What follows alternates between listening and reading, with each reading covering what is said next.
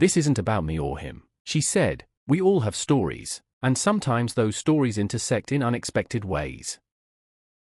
It began with a man, disheveled and insistent, who refused to leave the vicinity of a particular black government vehicle parked near the entrance of a congressional office building. This man was not armed, nor was he overtly aggressive. Instead, he was fixated on the car as if it held some sacred meaning to him. When security approached him, he claimed in a quiet but persistent voice that the vehicle belonged to his wife, and not just any woman, but a congresswoman named Jasmine Crockett. His words drew chuckles and disbelief among the officers and staff present, who could hardly imagine that this ragged stranger had any legitimate connection to such a high-profile lawmaker. They exchanged looks of skepticism, some even making sarcastic remarks about the supposed congresswoman wife, wondering if this was some elaborate joke or an episode of mental instability.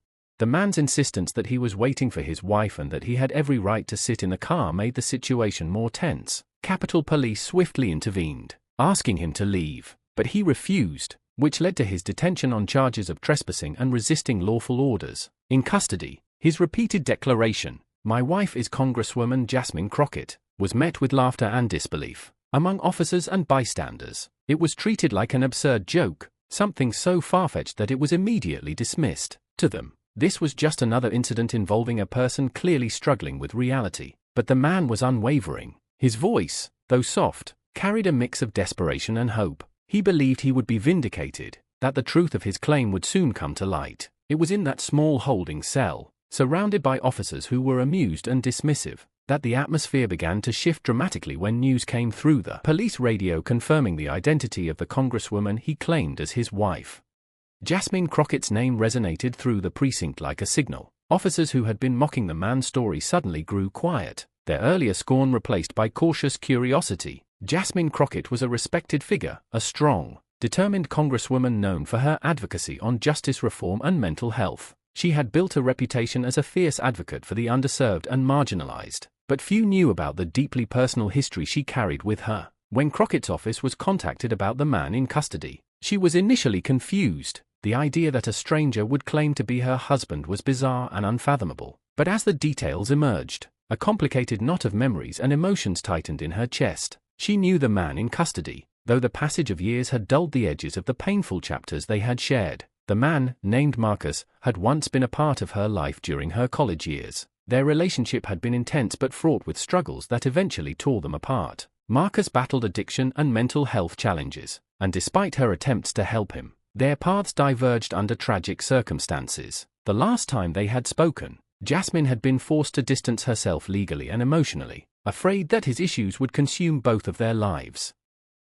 Now, years later, here he was, claiming an impossible connection, trying to sit in the car she used daily to navigate the corridors of power. Jasmine Crockett didn't hesitate. She made her way to the police precinct, knowing that if there was any chance the man needed help, she was the only one who could provide it or at least begin to bridge the gap between the past and present. When she entered the precinct, the atmosphere changed instantly. The officers who had earlier been laughing fell silent, as if realizing they were witnesses to something more than just a routine arrest. Jasmine's presence commanded respect, not just because of her political status but because she carried an air of genuine compassion and authority. She was led to the holding cell where Marcus sat quietly, his eyes lighting up when he saw her. The room was charged with unspoken emotion. He whispered her name softly, a breath of the past that echoed through the sterile walls.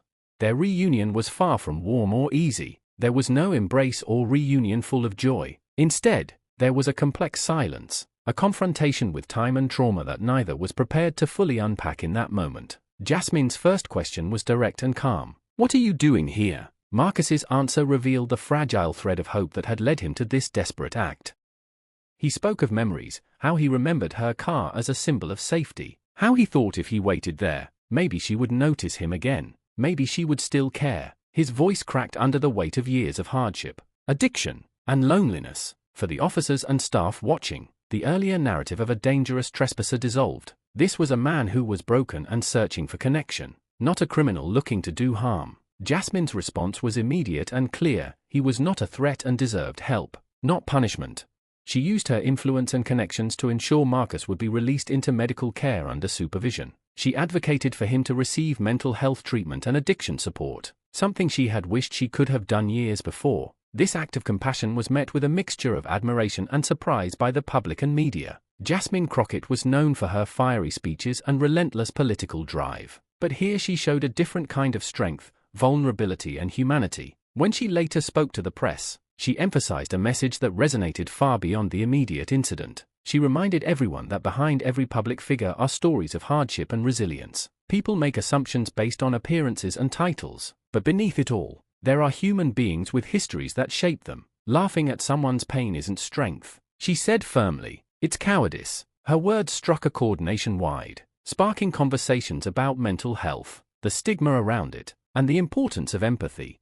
As the story unfolded, more details emerged about Marcus's background and his struggles. Friends and family revealed that he had been fighting battles that many people didn't see or understand. His attempt to sit in Jasmine's car was less about entitlement and more about grasping for a sense of belonging and security he had lost long ago. For Jasmine, the incident was a painful reminder of the past but also a reaffirmation of her commitment to serve with compassion. She knew that politicians are often viewed as distant or unrelatable, but moments like this showed the deeply personal side of public service. It wasn't just about policy or power, it was about people and their stories, even the difficult ones.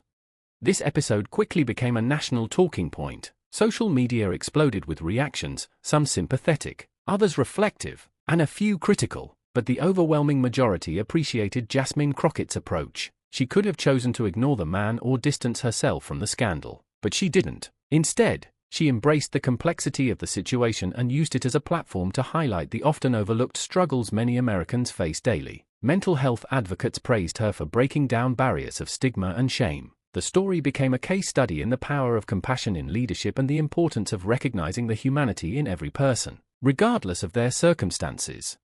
The man, Marcus, was eventually admitted to a specialized care facility where he received counseling, medical treatment, and support aimed at helping him rebuild his life. Jasmine Crockett kept a close eye on his progress, though she chose to maintain privacy around their interactions out of respect for his dignity. When asked about their relationship in later interviews, she refrained from offering personal details, focusing instead on the broader issue. "This isn't about me or him," she said. "It's about understanding that people are not defined by their mistakes or their struggles. We all have stories, and sometimes those stories intersect in unexpected ways."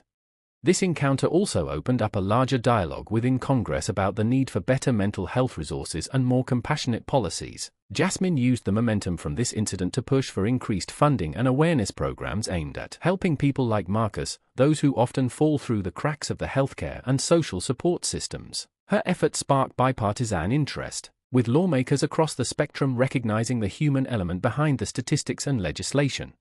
For Jasmine Crockett, the incident was a reminder of why she entered public service in the first place. She had always been motivated by a desire to create a more just and equitable society, but this personal experience deepened her resolve. She realized that leadership requires more than policy knowledge and political savvy. It requires empathy, courage, and the willingness to face uncomfortable truths. The story of the man who claimed her as his wife, who sat outside her car and waited for her recognition, became a powerful metaphor for the many forgotten and struggling individuals in America who seek acknowledgement, help, and dignity. In the months following the incident, Jasmine continued her work on Capitol Hill, but the experience left an indelible mark on her. She often spoke about it during speeches and interviews, framing it as a moment of awakening for herself and the nation. She called on Americans to rethink how they perceive mental illness and addiction, not as personal failures, but as public health challenges that require compassion and comprehensive solutions. She urged her colleagues and constituents alike to see beyond the surface, to listen more carefully, and to act more thoughtfully.